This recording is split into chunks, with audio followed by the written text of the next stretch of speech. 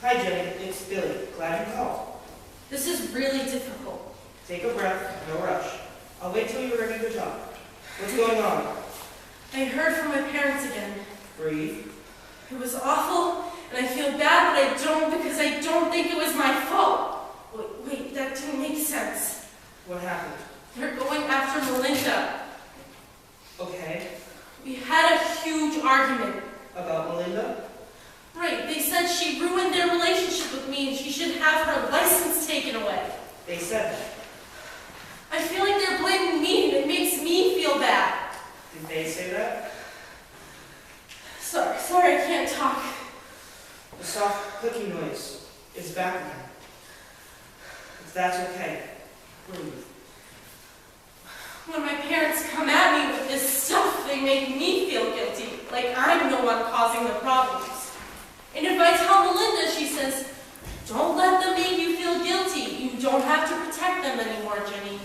And you know what is one of the worst things about all that's happened? I lost my mother. I lost both parents, but I especially miss my mother. Even though I'm 19, I still need her, you know?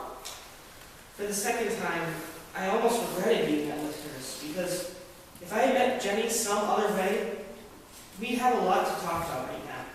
We'd sit in a park somewhere, and she'd tell me everything about losing her mother over the lawsuit, and I'd tell her about having lost my dad even though he was right there in the house with me. What do you miss about her? It didn't used to be like this. She was more my friend than my mom. When my acceptance to St. Angus's came, we had this day together. We went to Boston and saw the aquarium and joked that once I finished school, these people had to fear for their jobs. And we stood at the top of the giant ocean tank, and she linked her arm in my arm. We hooked our elbows together like two old ladies, and we had this feeling of satisfaction. We both did. The exact same feeling. She was crying again.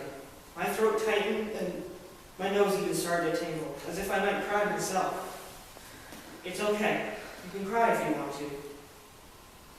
Jenny's sadness tumbled out, years and years worth it seemed, in her tears. I don't understand how my life got to be such a mess. I looked over my shoulder. Margaret and Richie had been called away by one of the college guys. He was saying he was worried about CIA Deborah, that if they heard from her, they should tell him right away. My mind was made up before I even knew what I was considering. I'm sorry, Jenny, I remember you.